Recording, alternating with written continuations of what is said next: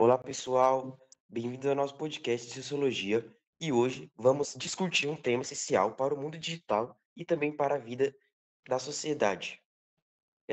O tema é segurança e liberdade.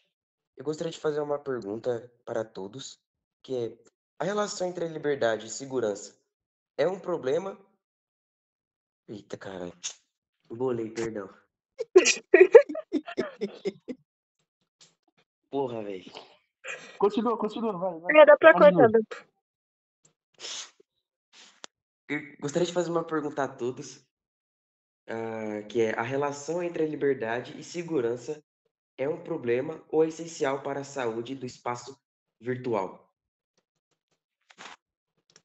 Bom, eu acredito que ela não é um problema, mas sim que um equilíbrio que é essencial para a saúde e uma boa relação dentro da internet.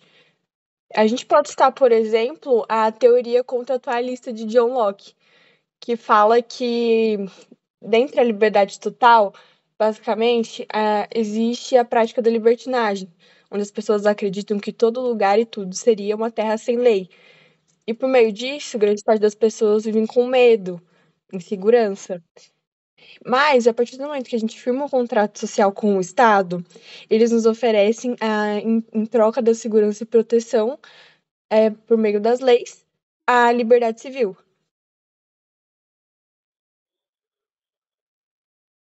Certo. Mas e quando essa liberdade e segurança não é garantida pelo Estado? Porque nós sabemos que na nossa sociedade atual, políticos, cargos públicos como geral, recebem privilégios. Um caso que eu posso citar aqui é do influenciador Monark, que após ele fazer uma declaração apoiando uma certa ideologia, as contas, tudo relacionado ao CPF dele, foram bloqueados e ele foi simplesmente isolado. Porém, se você abrir a Câmara de Deputados hoje, algum canal político na TV aberta, você vai ver um monte de deputados xingando um ao outro, a família do outro, fazendo ataques pessoais, a qual não era o objetivo daquela reunião. Então, até que ponto assim o Estado vai garantir essa liberdade e que tipo de liberdade ele vai dar? Porque ele dá uma liberdade para um tipo de classe social e para outro ele dá totalmente outro tipo de liberdade.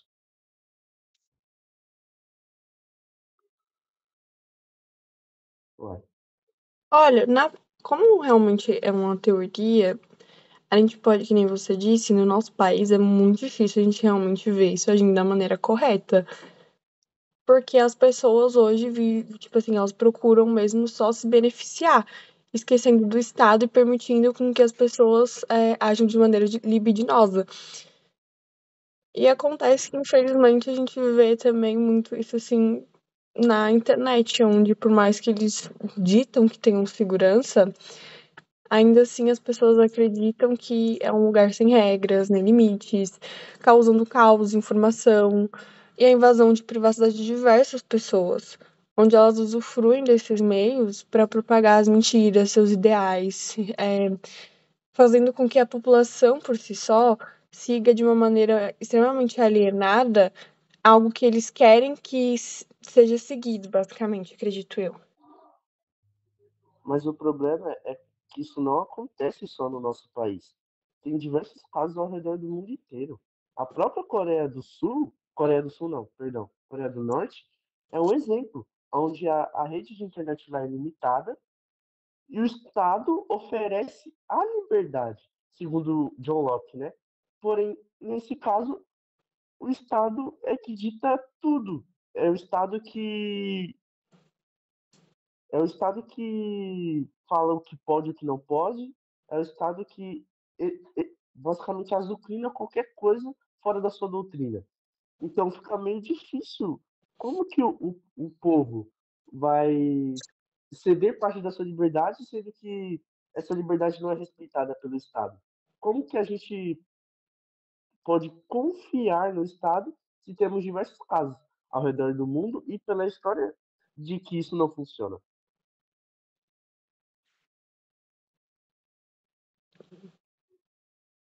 Pô, realmente, velho, Maurício não vai falar nada? Eu tô esperando a Fernanda concordo, falar. concordo com ambas, Ju- né? Mas de um lado precisamos da liberdade de expressão, o direito de falar, criar e opinar. Mas do outro, a internet também precisa de regras e limites que garantem a segurança e privacidade e respeito às leis, né? De um ser qualquer.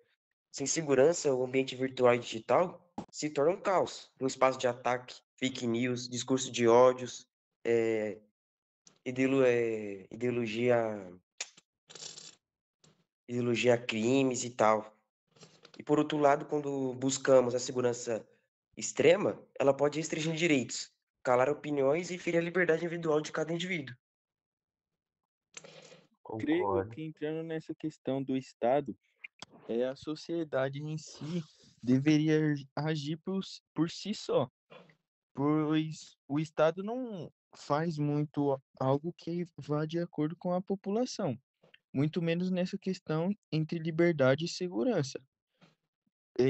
O Estado julga muito o quesito da liberdade do público virtual. E creio eu que esse público especializado nessa questão não deveria depender somente do Estado para que meio que eles fazem algo para que mude essa questão da segurança no ramo virtual. Eu concordo com você, Maurício, mas o problema é que as pessoas, elas se acomodam muito, pelo menos principalmente na internet, nessa ideia de criticar por trás das telas de maneira anônima, justamente pensando que elas não vão ser achadas nem procuradas. Justamente porque o Estado nunca faz questão disso e enrolam as pessoas de uma maneira geral, justamente porque eles estão muito mais interessados nos seus próprios interesses. Então, assim, para a maioria das pessoas, eles pensam assim, por que que eu vou acabar com a minha liberdade se ninguém vai fazer nada? Então, nesse quesito, creio eu que também tirando meio esse foco do Estado, a população deveria meio que se ajudar dentro desse mundo. Até porque com a liberdade vem muitas pessoas de baixa índole julgar o que não deveria, fazendo com que a segurança fique mais privada. Não somente por conta do Estado, mas também por conta de não ter um livre arbítrio de você ser livre, literalmente livre nesse ramo social, nesse ramo virtual, na verdade. Eu acho que um exemplo, assim, é muito grave dentro da internet é, por exemplo, o vídeo do Felca sobre a adultização precoce das crianças e adolescentes, mostrando também a questão da internet com relação à liberdade de expressão e pertencimento, né? Onde, por mais que Locke dizia que para a gente viver em sociedade a gente precisa abrir mão da nossa liberdade natural em troca de segurança, no espaço virtual a gente vê assim que muita falta desse equilíbrio, muita liberdade sem orientação ou leis também, que a gente pode chamar de cidadania digital, em que acaba levando muitas crianças à exposição exagerada, à pressão social, à perca da infância e da própria autenticidade, formando, infelizmente e consecutivamente, uma sociedade de massa, conforme elas vão crescendo.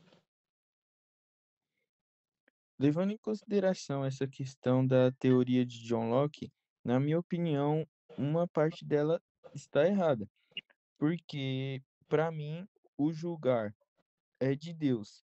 E no quesito de abrir mão da liberdade, não acharia isso certo, porque Deus dá o livre-arbítrio para fazermos o que a gente quiser, e somente Ele pode julgar. Então a gente é livre para fazer o que quisermos, a gente não pode abrir mão da nossa própria liberdade para ter uma segurança em uma sociedade que são pessoas como a gente.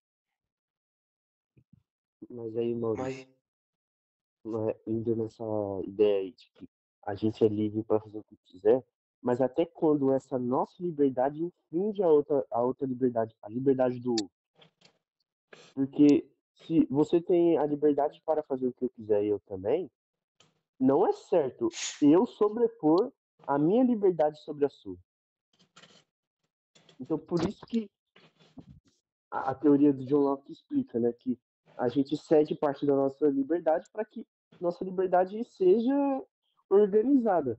Mas aí, entre outro ponto, é que até quando essa desorganização acontece, né? Eu acho que tem aquela coisa também de que quando não há uma segurança necessariamente imposta, limites impostos, com relação à supervisão, a liberdade ela acaba se tornando perigosa. E ela expõe a gente a muitos perigos. E é dito também que nós não temos liberdades a partir do momento que o outro não tem. E até que ponto isso pode afligir e atingir o outro em diversas áreas, em diversos momentos. Se infelizmente se nossas leis também funcionassem, o nosso mundo, o nosso país seria um lugar muito melhor, onde a relação de liberdade e segurança seria imposta de uma maneira que seria muito mais funcional. Até porque também, sem lei, todo lugar, todo país seria um caos. Eu concordo. Olha, em resumo, a relação entre liberdade e segurança não é apenas um problema, na minha opinião, mas sim uma condição essencial para que o espaço virtual seja saudável.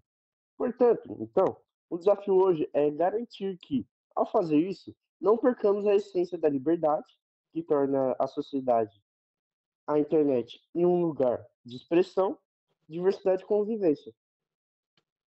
Bom, esse foi o nosso podcast sobre segurança versus liberdade. Esperamos que tenhamos ajudado a refletir sobre como esses dois valores podem e devem coexistir. Até a próxima. Muito obrigado pela atenção. Ah, fi.